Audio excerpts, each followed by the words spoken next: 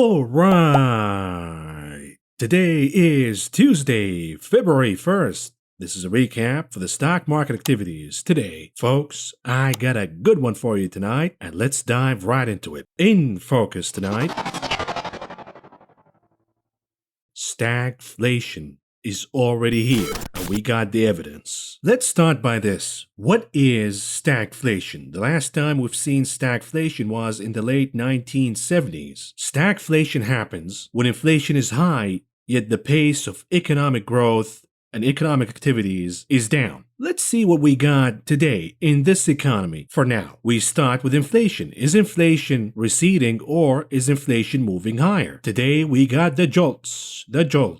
And it appears that we have 4.6 million more job openings than unemployed workers in December. What does that mean? Supply versus demand, baby. Companies are looking for workers. Workers are nowhere to be found. So what do they have to do? They have to jack wages higher. And this will produce wage inflation, one of the stickiest parts of inflation, because wage inflation has ripple impacts. On face value, it is good for workers. You're getting paid more. The problem is your company is going to pay you more. That is an extra induced cost that they have to make up for by increasing prices higher on consumers. That leads to higher inflation. And then it pushes inflation expectations higher, and next thing you know, it becomes a vicious cycle that feeds within itself, and inflation moves higher to the point where it erodes all wage gains in the economy. And this is exactly what's going on right now. Don't get excited here that your wages are going higher, because your rent is going higher at a faster pace than your wage.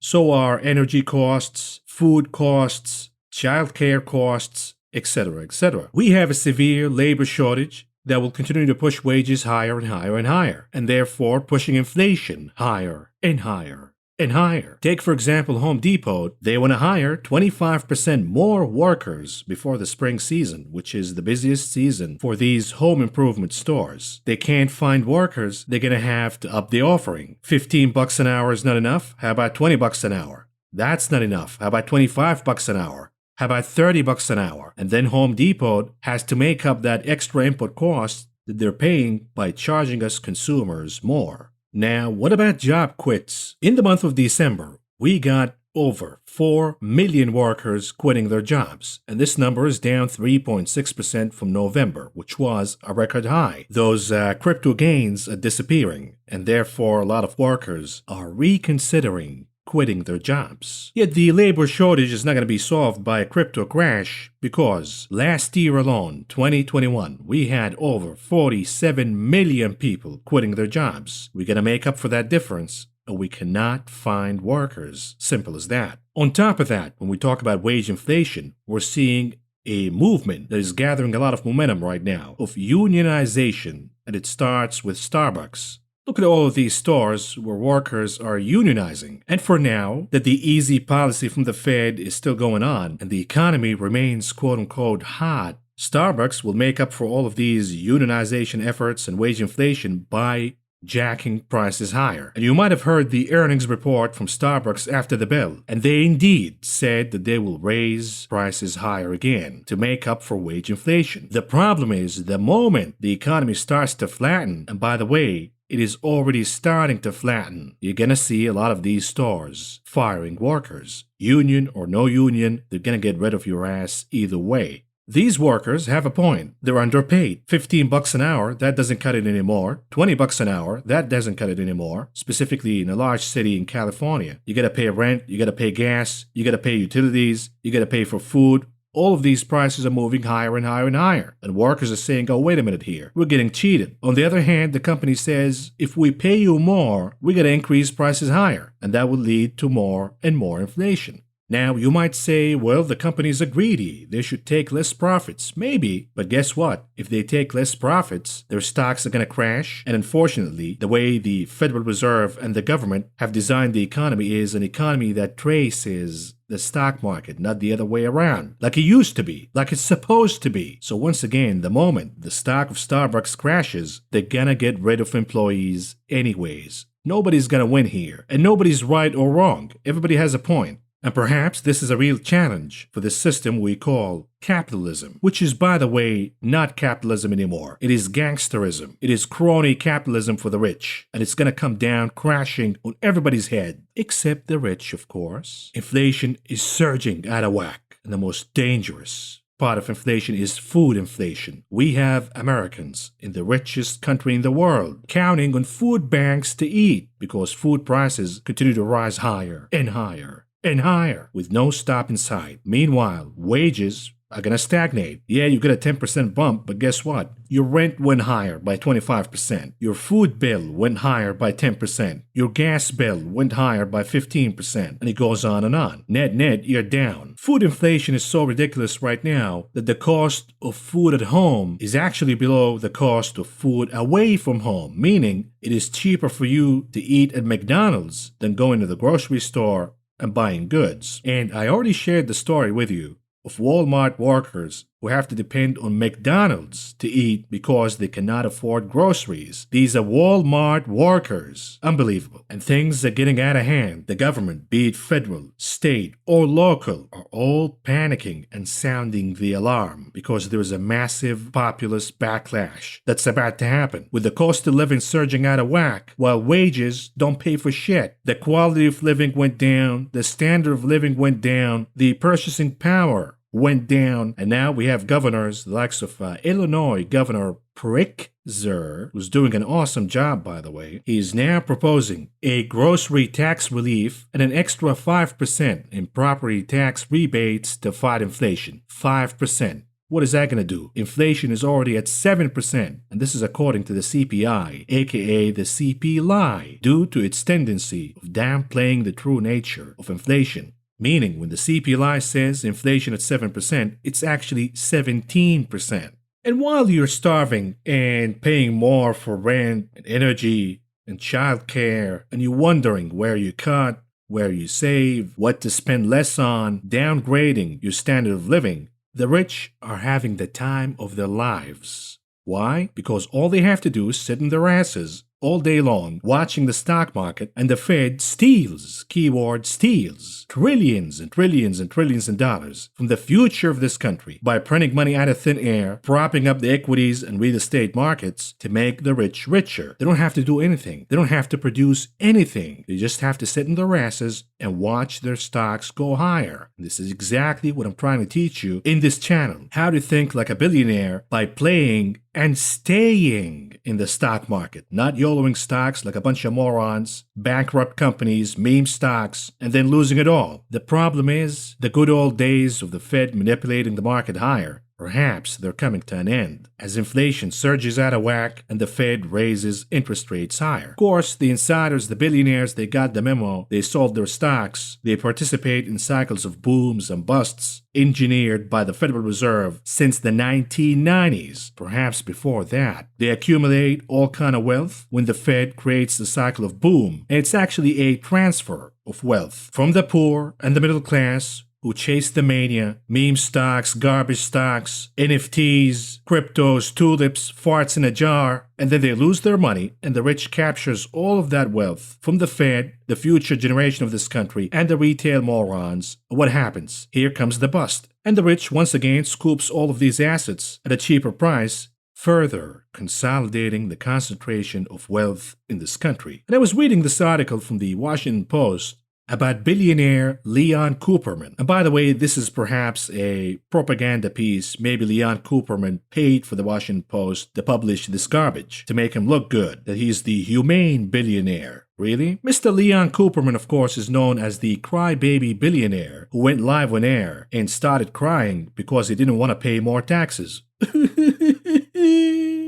Get it together, Mr. Cooperman, crying like a little bitch on live TV, not because children are starving or people suffering from poverty, but because he has to pay a little more in taxes. And I know what you're going to say. You're going to say what? You want us to pay taxes for the government? Why? And my response is, it's the deal, bitch. You want a free country where the state doesn't own assets and resources. There is a price to pay, and it's called taxes. We all pay it. We don't like to pay it, but we do pay it anyways. We all pitch in and participate in building this country. And yes, the criminal politicians in D.C., in states, of course, the likes of California, abuse the taxpayer money. But that's a different subject. Regardless of that, we pitch in and we pay our fair share. And by the way, if you don't want to pay taxes, you can move to North Korea. I hear it's lovely this time of the year. You can hold hands and watch a ballistic missile launch, also known as a North Korean Valentine. So romantic. Anyways, Mr. Cooperman, you want to be a patriot? Start by paying your damn tab to the country. But instead of doing that, these billionaires, they start so-called charitable foundations, which is another tax-dodging scheme, perhaps money laundering scheme. And they hide the money in the Cayman Island, etc., etc. But the part that caught my attention in this article is this one. And remember this, inflation is surging out of whack, average folks are starving, they're struggling with the bills and rent, and gasoline prices moving higher. But look at what the rich have been doing so far. And of course, this is a propaganda piece to make Mr. Cooperman looks like a humane billionaire. But here it is. He knew, meaning Mr. Cooperman, what people imagined when they thought of a billionaire. He'd read stories of excesses and extravagance and witnessed some of it firsthand. But that wasn't him. He did not spend $238 million on a New York penthouse like hedge fund manager Ken Griffin, or vacation at his own private island in Belize like Bill Gates, or throw himself $10 million birthday parties featuring camels and acrobats like investor Steven Schwartzman, or drop $70,000 a year on hair care like Donald Trump, or buy a preserved 14-foot shark for an estimated $8 million like Stephen Cohen, or spend more than $1 billion on art like media mogul David Giffen, or budget $23 million for personal security like Facebook did for Mark Zuckerberg. He didn't have his own spaceship like Elon Musk and Jeff Bezos, or 600-foot flying airship like Sergey Brin, or a decommissioned Soviet fighter jet like Larry Ellison, or a $215 million yacht with a helipad and a pool like Steve Wynn, or a private train with 3 staterooms like John Paul DeJoria, or a $5 million luxury car collection like Kylie Jenner. This is what the rich have been doing. It is the roaring 20s for the rich, not for you and I. So all of you geniuses who continue to say, what do you got against capitalism, bro? Is this capitalism? Because if it is, then to hell with capitalism. This is gangsterism. My understanding of capitalism, the classical American model of capitalism, is mom and pops, small businesses, home ownership. You come to this country with nothing. You work hard, you save your money, you invest a little bit, you pay your taxes, you follow the law, and you make it. By 35, you can be married, you can have kids, you can become a homeowner, you can retire comfortably at 60, 65. That doesn't happen anymore. The American dream is dead. Okay, rant is over. Back to inflation. Inflation at its worst. Some ticket prices are up as much as 100%. So once again, inflation continues to move higher and higher and higher. Gas prices alone are up a whopping 58.1% over the past year, and that is just get to where you're going. A table for two is not what it's used to be either. Restaurants, which have been under pressure since the very start of the pandemic, are charging more for meals to combat ongoing staffing challenges and higher food costs. Most have had to raise wages to attract workers on top of paying more for ingredients, and that means menu prices look a little different now. It's so hard to run a small restaurant right now. It's impossible to make money. On top of inflation and the shortages of labor, the supply chain woes, we have lockdowns, we have restrictions, you gotta check people's papers before they sit down. A lot of patrons don't want to deal with this shit. And all in all, you're losing money running a small business. Overall, the cost of eating out rose 6% over the last year, also the highest jump since 1982. Okay, so we're not gonna eat. How about we go to the movies so we can eat popcorn? Like a bunch of apes. We go to AMC. Maybe that's cheaper. Oh yeah. A trip to the movies still costs roughly the same as it did before the thing started. At just under $10 a person. It may also be the best deal around. And I say, are you out of your mind? Where's the theater that charges $10 a pop? No way. It's at least $20 with taxes, plus the popcorn, plus the soda, and you're now looking at around $35 a pop. Anyways, the cost to attend nearly any other event, on the other hand, is on the rise. In 2019, to see an artist in a concert would set you back roughly $96. on average. But this year's tickets prices are on track to set a record high when Billie Eilish, Coldplay, Justin Bieber, John Mayer, and The Weeknd hit the road. I'd just rather save some money here. John Mayer, maybe. I'd listen to that. But Justin Bieber, that shit. And now you know why they're creating the so-called metaverse, which is a scam, right? So Justin Bieber can perform in Korea, but if you want to attend the concert, you can do that via the metaverse. In the fake world, you can pay $100 a pop, and you can be in the same concert with your stupid glasses in your living room, jumping up and down, and then your mom interrupts everything by walking into the room by surprise, and you make a jittery reaction while you still have your glasses on, and what do you know? Now you sexually harassed somebody in the metaverse. Judge Mark Zuckerberg will put you in jail for that in the metaverse. So how about this? How about sports? We all like sports. If sports are more your thing, NBA and NHL tickets cost about $94 a pop, and this is according to SeatGeek. What about NFL? Not including the playoff games, of course. That'll cost you around $151 a pop, and these are the shittiest seats out there. In the secondary market, where many of these tickets are bought and sold, the average resale price per ticket jumped roughly 28% for sporting events and about 45% for concerts since the start of the thing. The average resale price for an NFL ticket, for example, rose to $237 a pop from $198. What about art? Perhaps your thing is art. You're not into sports, you're not into concerts. How about that? And we're not talking about the metaverse or NFT museums. We're talking about real museums. For example, the Metropolitan Museum of Art in New York, which houses one of the world's largest collections, used to have a quote-unquote suggested donation for entrance, which is now limited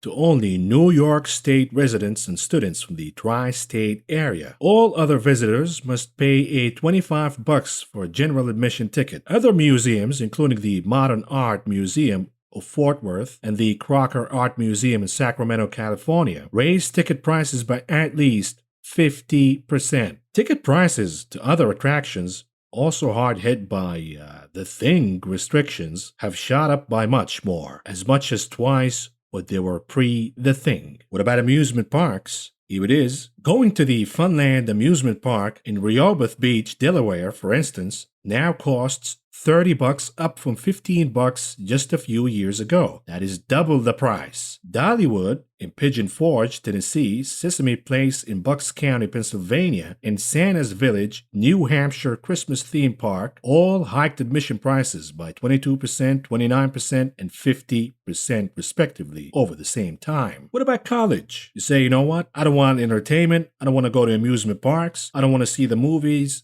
I don't want to eat outside. I just want to go to college and study how to play the violin, because that's what they teach, right? Well, the actual private college cost, as you can see in blue, is way higher than the private college cost if it was steady with inflation. You know why? Because they're actually charging you for the actual CPI, not the fake CPI they give to you and I. And the same goes for public colleges. They're charging way more than what they're supposed to if you were just accounting for the CPI, aka the CPI. So when they pay you more in your wages, they say, hey, the CPI went higher by 7%, we'll give you a 7% increase in your wages. Not for colleges, though. Your college says, yeah, the CPI went higher by 7%, but who gives a shit, because that's the CPI. Actual inflation is 25%, so we're gonna charge you 25% more in tuition. You see how that works? But you can still cheat the system and get your violin classes for free. This is how. You move to the state of California and you commit a mass murder. And then you go to death row and you get free classes. You know why? Because our governor, Kim Jong-un Newsom, he is set to dismantle the largest death row in the US and transform it into a, quote, positive, healing environment,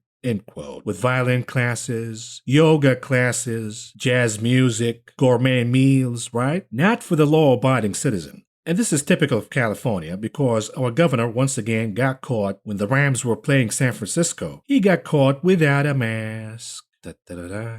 And he's sitting next to Magic Johnson, who got HIV, by the way. is compromised. Meanwhile, Governor Kim Jong-un is coughing his disgusting thing all over the place. Yet your kids have to wear masks for 8 hours a day when they go to school. Okay, continuing with inflation. Inflation continues to move higher. When we talk about the ships waiting to dock at the LA Long Beach port, remember back in the summer when President Biden was barking at Walmart and Home Depot to speed it up, speed it up. And that was supposed to solve the problem at the ports, not the lack of truckers, the insane demand fueled by the Fed's cocaine, that there is no way the supply chain can cope with that level of demand. Not any of that. What do you know, despite the barking, we're actually seeing the number of ships waiting to dock at the LA Long Beach port reaching all-time highs. And you can read the little thingy down there, which I'm not going to read for you, with the 1,700 dock workers who got the thing. That's also contributing to all of this mania. Anyhow, despite my unhinged rant, so far we talked about inflation.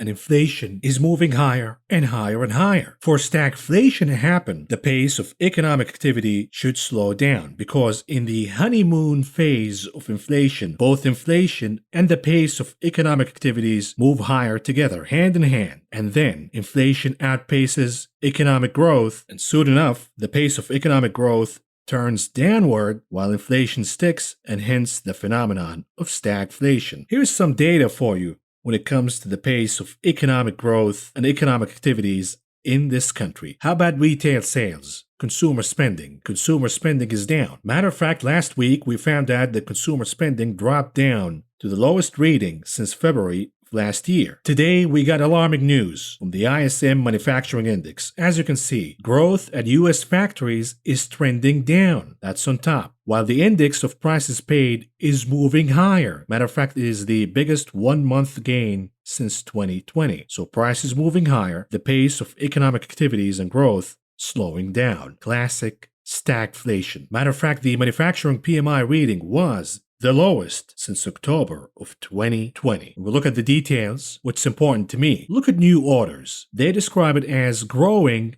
be it at a slower pace. Let's contrast this with prices, for example. They describe it as increasing at a faster pace. So once again, new orders, they're still moving higher, but they're slowing down dramatically. On the other hand, prices moving higher at a faster pace. Once again, a warning sign of an upcoming stagflation in this economy. Another one. Today we got construction spending, and it missed the mark. Yet another sign that the pace of economic activities in this economy is slowing down dramatically. And on top of that, perhaps you were placing a lot of hope in the Build Back Better plan to rescue this economy's ass. Well, that's not going to happen anymore, because the de facto president of the United States, Senator Manchin, today he said, "What Build Back Better? What are you talking about? No, that's dead. That's gone now. Any talks have to happen from scratch." And you and I know we have an election year. They're not going to pass anything. They have to wait till the elections are over. So the fiscal spending is not going to accelerate the pace of economic growth in this country. And even if it does, if they pass a bill, $1 trillion, $2 trillion, who cares? It's going to add to more and more inflation. You cannot win.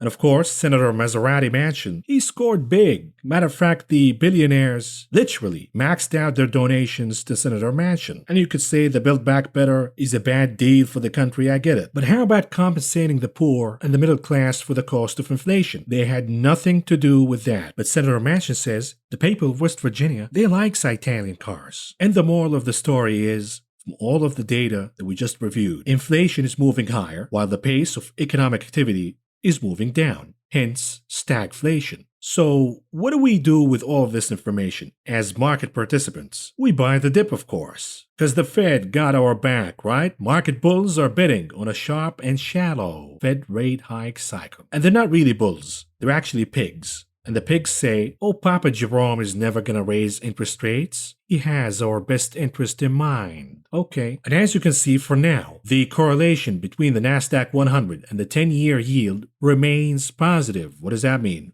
When the 10-year yield moves higher, so is the NASDAQ. When the 10-year yield moves down, so is the NASDAQ. The problem is, when the negative correlation starts. And this is already happening this year. The 10-year moves higher, NASDAQ moves down. You see, they move higher together for the good reasons, meaning the 10-year yield is moving higher because the outlook for economic growth is improving. But the 10-year yield could move higher for the wrong reason. And the wrong reason is inflation. And you know right away that it is for the wrong reason when you look at the correlation between the 10-year and the NASDAQ. If the 10-year yield moves higher while the NASDAQ moves down, then you know for sure that the 10-year is moving higher due to inflation, not the outlook of growth, despite what the geniuses over at CNBC, the Wall Street Journal, and Bloomberg say. And how about this? For the bulls who say that the pace of economic growth is still intact. Really? One indicator is the 10-year yield by itself. But perhaps a more important indicator is the yield curve. So the 10-year could move higher. For the good reasons, for the bad reasons, who cares? But if the 2-year, for example, is moving higher at a faster pace, then the yield curve is flattening. And a flattening of the yield curve is an ominous signal that the outlook for growth in this economy is slowing down. And perhaps we're heading into a stagflation or worse, a recession. Now, the geniuses at Goldman Sachs say, in our forecast, the market could go up or it could go down depending on how the Fed is going to raise interest rates. In their central scenario, Goldman Sachs says the S&P 500 will finish the year above 5,000. But if the Fed raises interest rates, pushing real yields higher by 60 basis points, then the S&P 500 will move down to 4,000, which also happens to be the outlook for Morgan Stanley. Now, today we heard from St. Louis Fed zombie Bullard, who likes to smoke a little funny substances and then issue blunt statements. And today he said the Fed doesn't want to disrupt markets, but it has to keep inflation under control. And I say, I'd like to have an affair, but I don't want to upset my wife.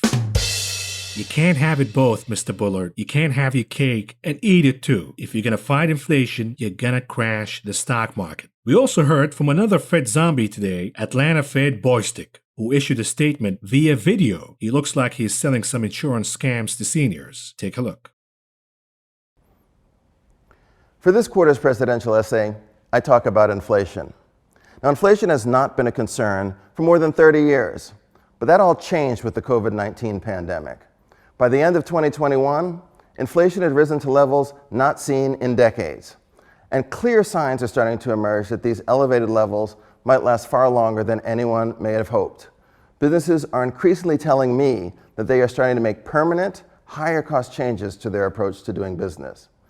So in the months to come, I will be very observant and be ready to adapt my view of the appropriate path for policy. And by the way, Boystick is more dangerous than Powell because Boystick believes that the Fed's job is to create a casino where the Fed greases up the equities and real estate markets, and all what you have to do in this economy is to get yourself a job and use some of your income to join, quote-unquote, the game, the casino that the Fed has created. What's wrong with you? Why are you complaining about being poor and inflation, all of that crap? Just join the game. Take a listen. Brings me to another area of criticism that some folks have leveled at the Fed, which is the idea that the Fed's policies do little to actually reduce the inequality in terms of employment. They do a lot to increase the wealth inequality, which is increasing folks' portfolio prices, increasing stock prices, increasing housing prices, and that exacerbates the unevenness and the inequality of the economy. In order to play in that game, you have to have assets. If you don't have a job, there's no way you're going to get to assets. I want our institutions and I want our policies to work in a way that many more people get jobs than have historically, because then they can actually start to build those assets. Absolutely. So they can be in that game. And I say, Mr. Boystick, how about a real economy? People work hard, they do their jobs, they receive wages, they save their wages, they get some interest rate on their wages, they invest a little here and there, and just by doing that, they're able to afford homes, they're able to raise a family, they're able to send their kids to schools, they're able to pay for childcare, they're able to retire comfortably when they are eligible to do so. How about that, Mr. Boystick? How about a real economy, not the game? Anyhow, folks, we spent a lot of time here, so we gotta move on to cover the market information for you, and here we go! The Dow Industrial Average closed in the green by 273.38 points, or a gain of 0.78%. The Nasdaq also closed in the green by 106.12 points, or a gain of 0.75%. The S&P 500 closing in the green by 30.99 points, or a gain of 0.69%. And what about the sector's performance today? Leading the pack at number 1 and capturing the gold medal, energy. At number 2 for the silver, materials. Number 3 for the bronze, financials. On the other hand, the laggards of the day led by utilities and REITs. What about the advance to decline ratios? NYSE 68% advancing versus 30% declining. The Nasdaq 67% advancing versus 30% declining. And notice the change here, by the way. The breadth got a lot better in the Nasdaq. Today, for example, we got 23 new 52-week highs versus 8 new 52-week lows. The breadth is getting better here. Moving on to futures, commodities. We have muted activities for crude oil futures, be it the Brent or WTI, yet we have notable gains for gasoline and heating oil prices.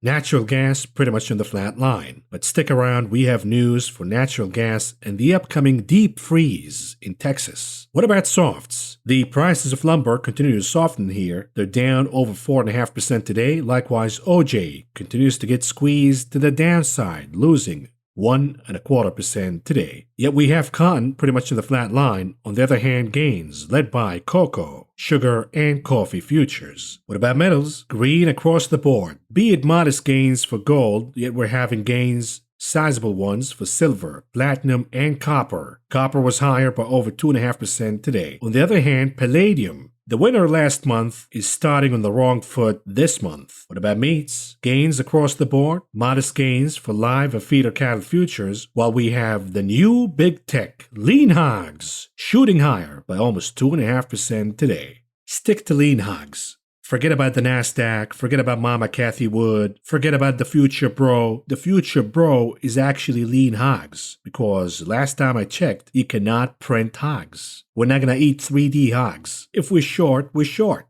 You're going to pay more for bacon. What about grains? Green across the board. Soybeans up, soybean meal up, soybean oil up, corn, wheat, rough rice, oats, canola, everything is up. And inflation continues to move higher. Here are some commodities news for you. The demand for gas is healthy. Matter of fact, 2021 is the highest on record since 2010. And that makes the tensions between Russia and Ukraine highly important to natural gas prices. Everybody's assuming right now that Russia will cut the output of gas to the EU. Yesterday, the White House fired a psychological warfare by hosting the Emir of Qatar, who said, yep, we're going to do whatever we need to do to ramp up the production of natural gas. Today, Putin is firing back by saying, hey, who said that we're going to cut the output of natural gas? Matter of fact, we're going to move the supply higher. What do you know? European natural gas prices went down, at least today. The problem in the U.S. natural gas market is the following. We have a massive storm coming. Remember last year when the experts told you that this winter season will be quote-unquote mild,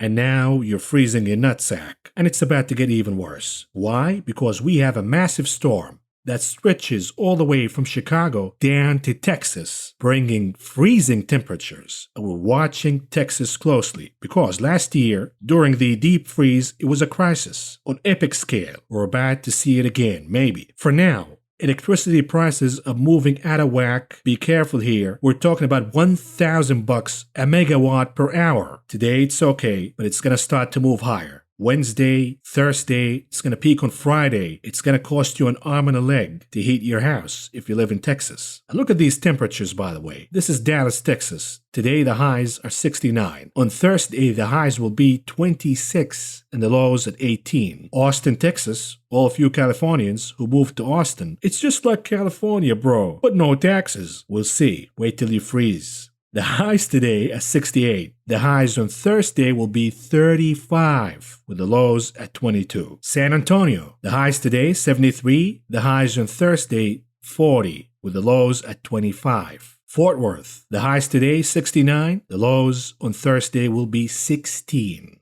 And the folks over at Colorado, they're listening to this and like, hey, what's the big deal, right? Today it's 80, tomorrow it's minus 10. Just a normal week, right? But here it is in Texas. As you can see, the majority of the larger cities, we're talking about Houston, Dallas, San Antonio, they rely on natural gas. I've shared with you before that the supplies of natural gas are actually down in Texas. Then we have wind and solar. We have a lot of wind. We will see how good these turbines are going to hold under freezing temperatures. And I know the Scandinavian viewers right now from Sweden, Finland, they're going to say, what's the big deal, right? We got wind turbines, we have freezing temperatures here, and they work, no problem. We got the pussy wind turbines, not those Vikings wind turbines that you guys have.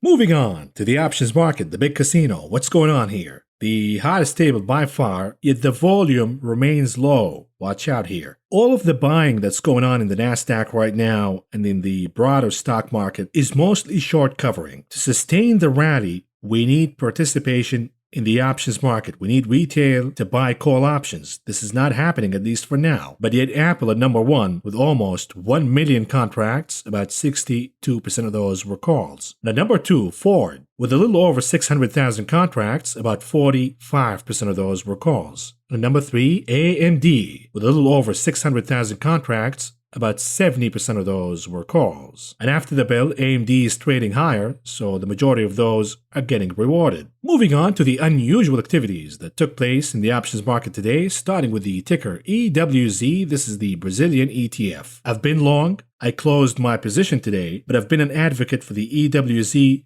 since before the beginning of the year, and I told you in 2022, at least in the beginning, the EWZ will be an outperformer, and indeed it was. But what goes up must come down. We will look at the chart of the EWZ from a daily chart perspective. Since the beginning of the year, the Brazilian ETF is up almost 18%. It is becoming severely overbought from an RSI perspective. The risk versus reward says you might want to book profits here, and somebody is doing exactly that. They're actually betting that the EWZ will pull down by buying puts, in this case the 30 puts for the expiration date March 18th, with the expectations that the name could drop down by more than 6.5% by then. They paid about 70 cents apiece to enter this trade. All in all, spending about $2.8 million.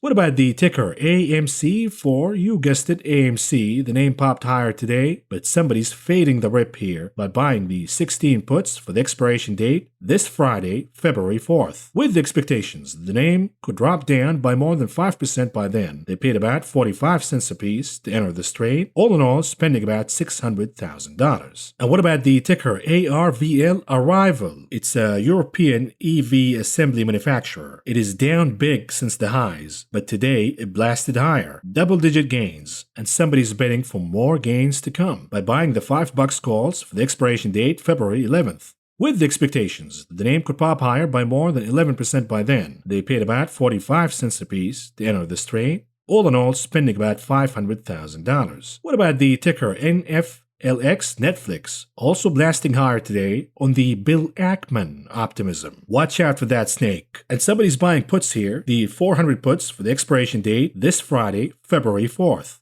With the expectations that Netflix could drop down by more than 12.5% by then. They paid about 20 cents apiece to enter this trade, all in all spending about $150,000. At the bottom of the table, what about the ticker DWAC DWAC? DWAC the quack. This is the the SPAC from former President Donald, as Melania would say. Somebody's buying calls here that DWAC will move higher. They bought the $100 calls for the expiration date February 4th, meaning this Friday, with the expectations that the name could pop higher by more than 20% by then. They paid about $1.70 apiece to enter this trade, all in all spending about $1 million. Moving on to the heat map analysis. What's going on here? Again, earnings are in charge here. If the market is pleased, the name will pop higher. If the market is not pleased, specifically for the outlooks, the name will crash down. Today, we saw few crashes, not a lot. The majority were gains, yet we have an absence of a theme. But if you dig down, look at the outperformance of the so-called inflationary sector of the stock market. We're talking about financials, we're talking about energy, we're talking about industrials, we're talking about materials, we're talking about certain consumer defensives, although the defensives were kind of lagging today. Here are some of the notable movers today. we have XOM, ExxonMobil, shooting higher by over 6% today on the heels of earnings. And then we have Netflix moving higher by almost 7%, not due to earnings, but due to the Bill Ackman optimism. And you can see AMC moved higher by 5%. That was interesting to see. And then we have AT&T down by over 4% today. Another notable mover in industrials, we have UPS reported earnings. UPS was in my top picks for the inflationary theme, and UPS moved higher today by over 14%. Likewise, we have the ticker BA, Boeing, moving higher by over 4% on the heels of the news that we covered yesterday, the deal with Qatar. More notable movers here. How about fertilizer stocks? I've been a cheerleader for fertilizer stocks for a while now, and the moves were big today. Mosaic was up over 9%, Nutrien almost 5%. We have several tailwinds for fertilizer stocks to move higher. Number one, the rise in grains prices. Farmers are going to chase prices higher by planting more, which means more demand for manure. Number two, speaking of manure, natural gas prices are moving higher. And as they do, we see fertilizer prices also move higher. You can pick whatever you want. Mosaic, Nutrien, Corteva, it doesn't matter to me. But if you want to bet that natural gas prices will move higher, and inflation, matter of fact, will continue to move higher, then fertilizer stocks are a good pick here. Another notable mover to the downside this time around, bucking the trend, is Etsy, the ticker ETSY, down over 3% today on higher than average volume. Something is going on here, and it's not good. What about the ETF heat map? The gains were led by energy, the XOP, the XLE, materials, the XME, financials, KRE, XLF. These are the inflationary themes in the market. Joining the rally this time around is the laggard of last month, chips, the SOXL, moving higher. We will look at value versus growth. Today, it was pretty much even. Value, growth, all in the green. We will look at international markets, all in the green. But again, the leader remains the EWZ, the Brazilian ETF. Moving on to the heat map analysis, we start with the 30 minutes chart of the SPY, the S&P 500. Steady Eddie, moving higher. The consolidation, the bull flag consolidation is playing out. We're seeing the SPY moving higher. The chart is now above 451. And it is eyeing 454 as resistance. Now, look at the chart. Do we have any reversal signal? The answer is no. So what do? Do you fight the chart? No, you don't. You wait till you get your reversal signal. And hopefully, you've been playing this rebound higher. For me, I'm done. I closed all of my long trades playing the rebound. I'm not saying we're moving down right away, but I'm saying I'm waiting and looking for a reversal signal. For now, when you look at the 30 minutes RSI indicator,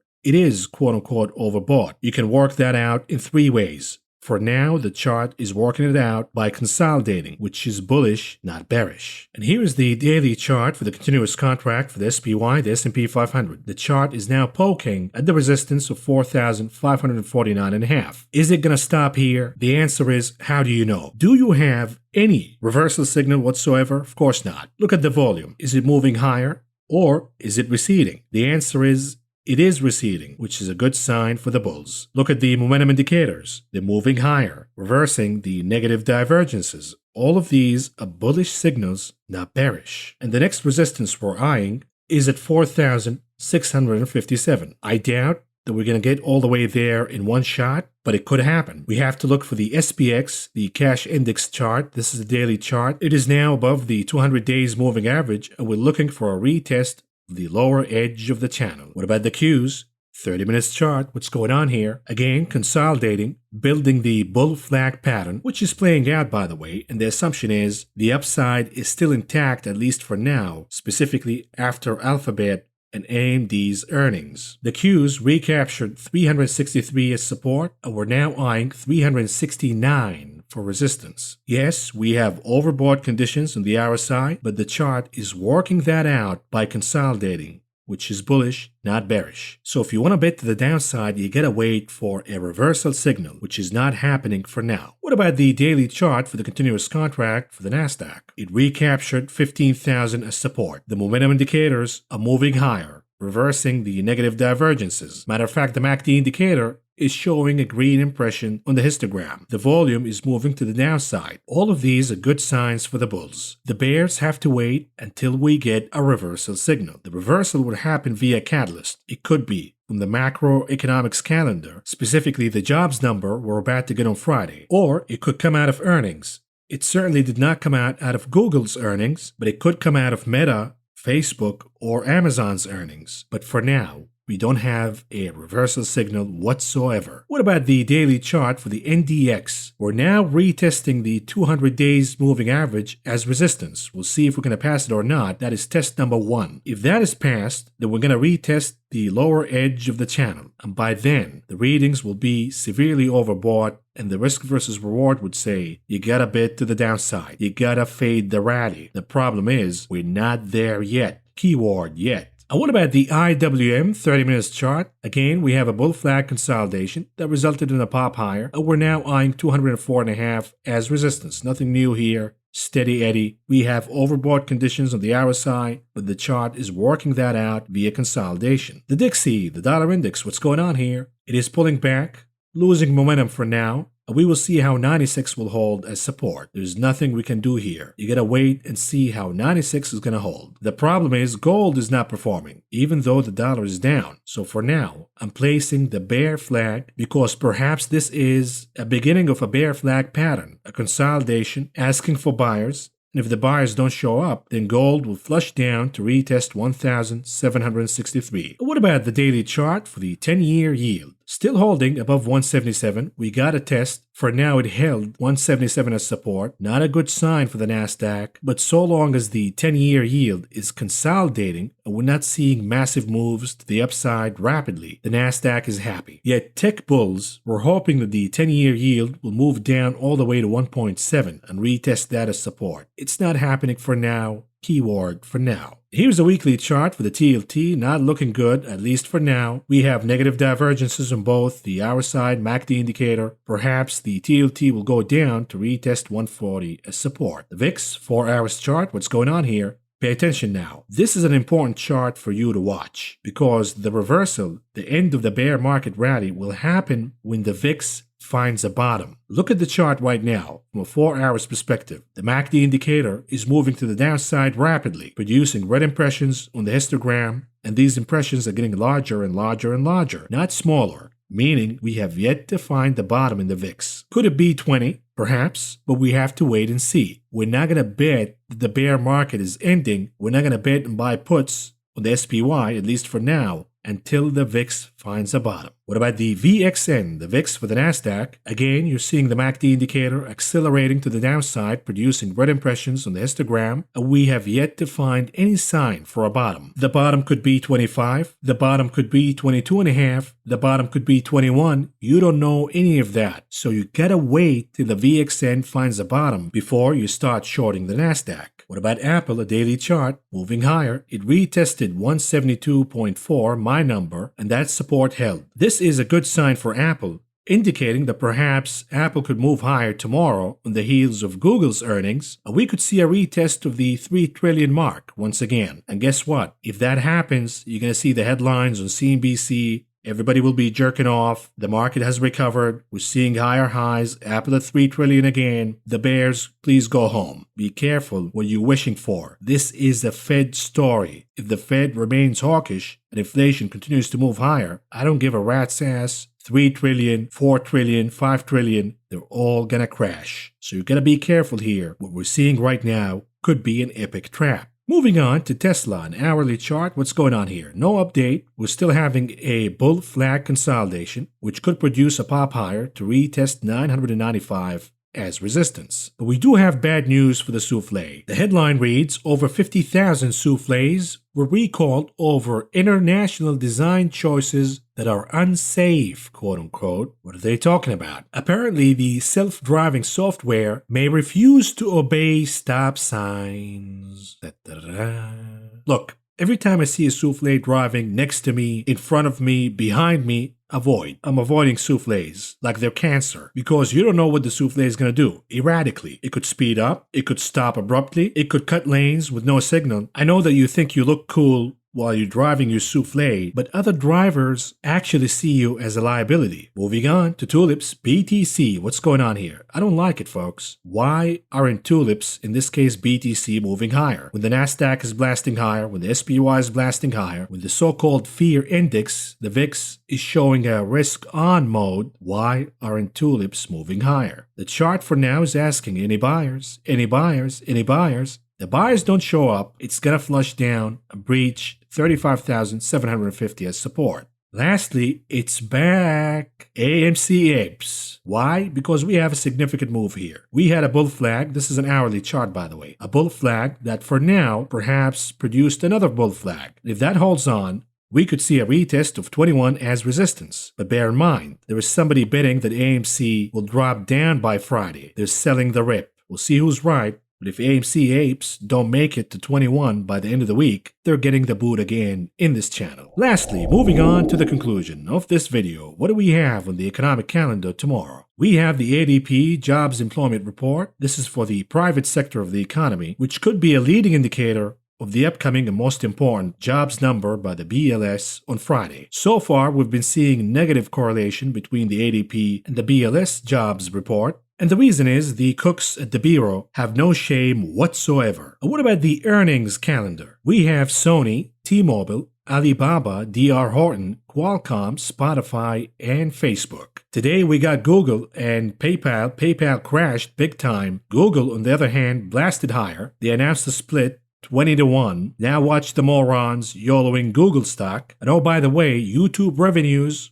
still hot, so why are we not getting paid here? Maybe we should unionize? I'm just asking for my human rights, like Jimmy Carter says. What are they gonna do to us if we unionize? They can't do anything to me that Castro hasn't already done. And with that, folks, we're done here. This is all I got for you for now. Thank you for listening. Thank you for watching. I will talk to you again tomorrow.